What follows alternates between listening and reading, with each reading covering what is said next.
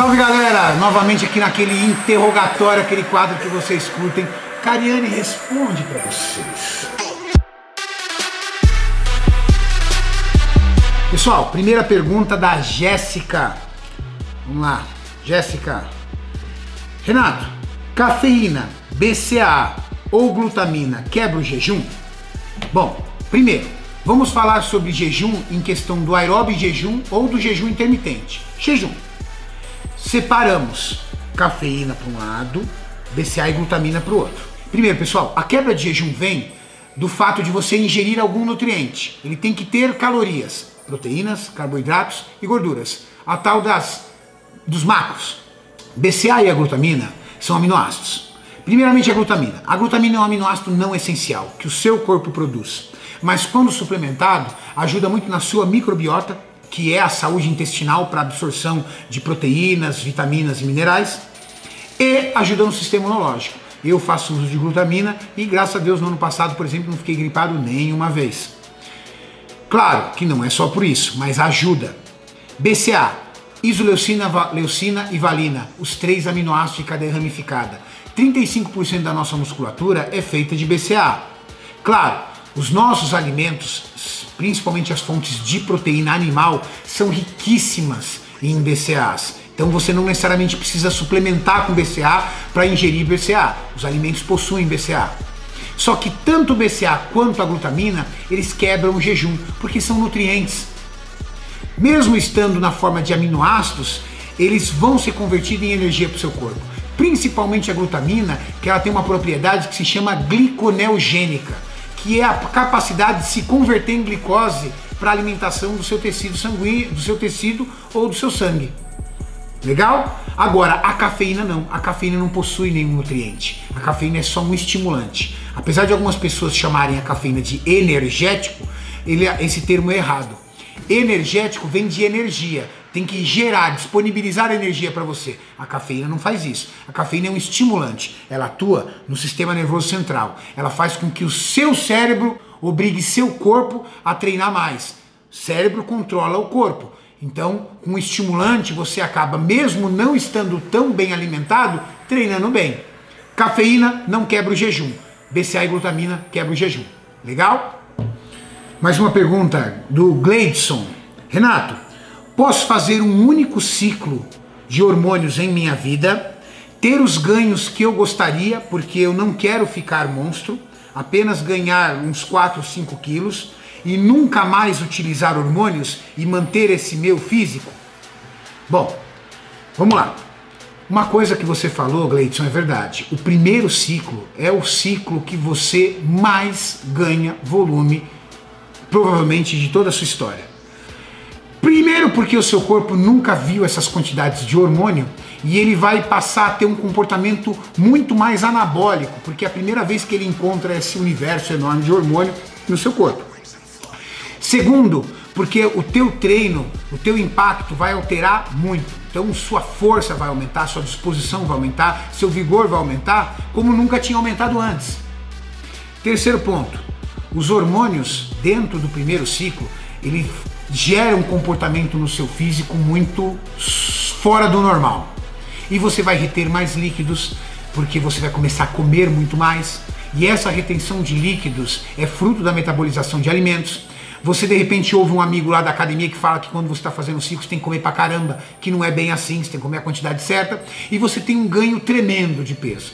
Você geralmente ganha no seu primeiro ciclo de hormônio 5, 6, 7, 8, 10 quilos. Já vi nego ganhar 10 quilos. Claro, não são 10 quilos de músculo, mas um ciclo hormonizado pode chegar até o limite de fazer com que você ganhe 3, 4 quilos de massa muscular de uma só vez. É enorme. Mas isso é para o primeiro ciclo, depois vai caindo. A tua pergunta é, posso fazer um único ciclo e nunca mais ciclar? Claro que você pode, mas só não esqueça de uma coisa. O que o hormônio te dá é emprestado, não é seu. Ele pega de volta. No momento que você tirar os hormônios, mesmo que seja o seu primeiro ciclo, uma gripe, 4 dias sem ir para academia, uma balada, uma quebra de dieta, 2, 3 refeições que você deixou de fazer, sabe o que o seu corpo vai fazer? Vai devolver lá para o hormônio. Você vai perder. Gradativamente o teu corpo, por um fenômeno chamado homeostase, vai fazer com que você volte a ser aquele cara que você era antes. O que o hormônio te dá é emprestado. Ah, Renato, então como é que eu vou ficar a vida inteira cada vez maior? Infelizmente, o que você fizer com ganhos hormonais vai ter que continuar sendo feito com ganhos hormonais. O que você tiver de ganhos naturais, esses são seus de verdade. Esses, o seu corpo vai aprender a absorver, o seu metabolismo vai entender e a sua homeostase vai entender que você é um indivíduo agora que pesa 80 quilos e não mais 70 quilos como antigamente. Então, fazer um primeiro ciclo e nunca mais fazer um ciclo é possível? Sim. É possível eu manter esse corpo pro resto da minha vida? É possível, mas vai ter que ter uma disciplina e uma força de vontade sem tamanha, principalmente no primeiro ano, porque o seu corpo evoluiu 5, 7, 8 quilos de uma única vez e ele não quer que você tenha esse peso, ele quer voltar você para o seu peso original e ele vai lutar para que isso aconteça. Se você for um cara perseverante, não errar nada durante um ano depois disso, muito provavelmente você manterá esses ganhos que você teve com o primeiro ciclo. Mas, se não fizer isso, não adianta. O que o hormônio te dá é emprestado, ele vai pedir de volta. Vamos a uma perguntinha básica aqui, do nosso querido Guilherme. Não foi você não, né, filho? Não, não foi não. Olha, filho, quando for assim, pergunta direto pra mim, não precisa perguntar na internet. Vamos lá, Guilherme, que não é meu filho, perguntou.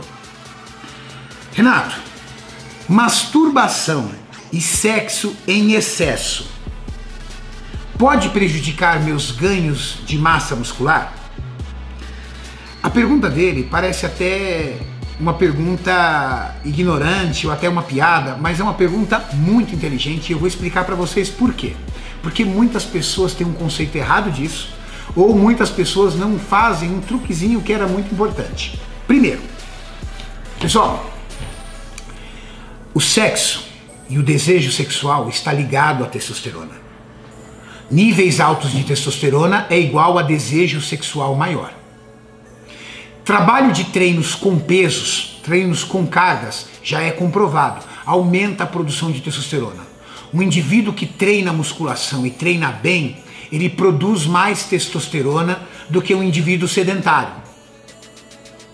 Ou um indivíduo que não trabalha com pesos. E automaticamente ele tem mais desejo sexual. Ou seja, um cara forte, um cara que treina pesado, um cara saradão, ele também é um taradão. Esse é um ponto. Não tem como negar. É estudo científico. Segundo ponto. A quantidade de sexo que você faça, ou a quantidade de vezes que você se masturba, a quantidade de vezes que você se tranca no banheiro, pode diminuir os meus ganhos de massa muscular? Depende. Primeiro, não se esqueça que toda vez que você realiza o ato sexual e toda vez que você realiza a masturbação, você tem um profundo relaxamento por liberação de hormônios do bem-estar. Isso pode deixar você excessivamente preguiçoso ou comprometer o seu rendimento no treino, porque você está cansado. Por isso que os jogadores de futebol, em competições importantes, entram em concentração. Para quê? Para evitar o sexo, para que ele preserve a energia e o vigor físico dele para o jogo. Só que também tem um detalhe, pessoal, que vocês não sabem. Não realizar o ato sexual e você estar com muita vontade de fazer, ou seja, você está morrendo de tesão e não faz nada, libera hormônios do estresse, a tal da cortisona ou cortisol, que é o hormônio catabólico. Talvez então seja ao contrário do que você pensa. Se você não realizar o sexo e você está com um profundo desejo sexual, você pode catabolizar por questões de elevação de cortisol no seu corpo. Agora tem uma dica para vocês que é muito importante. Dentro dos nossos espermatozoides, quando nós ejaculamos, juntamente com isso nós perdemos uma quantidade muito grande de zinco. Quando você ejacula muitas vezes, ou seja, quando você se masturba muito, ou quando você realiza muitas vezes o sexo, quando você ejacula muito, você perde zinco. Só que o zinco é o principal mineral na produção de testosterona. Índices baixos de zinco pode comprometer a tua produção de testosterona e tua taxa de testosterona pode cair. Qual é a dica? Suplementação com zinco. De 10 a 30 miligramas por dia pode garantir a sua saúde de produção de testosterona. Mas não precisa ser aqueles NA, essas coisas. Não, não. só o zinco mesmo. Esse de farmácia de manipulação que eu, por exemplo, pego na Farmaforma. Você pode manipular zinco de 10 a 30 miligramas e repor esse zinco que você está perdendo na ejaculação. Então, tá aí respondida a sua pergunta. Resumidamente, excesso de sexo pode atrapalhar a massa muscular? Tem todas essas questões aí envolvidas e era uma pergunta muito mais importante do que vocês imaginavam. Valeu? Eu espero que vocês tenham gostado dessas perguntas. Eu espero que vocês tenham aprendido um pouco. O Cariani Responde para vocês é uma oportunidade que eu tenho de elucidar algumas questões que vocês me mandam às vezes pelo Instagram ou pelos vídeos, tá bom? Fazemos para vocês, tamo junto, galera, é nóis!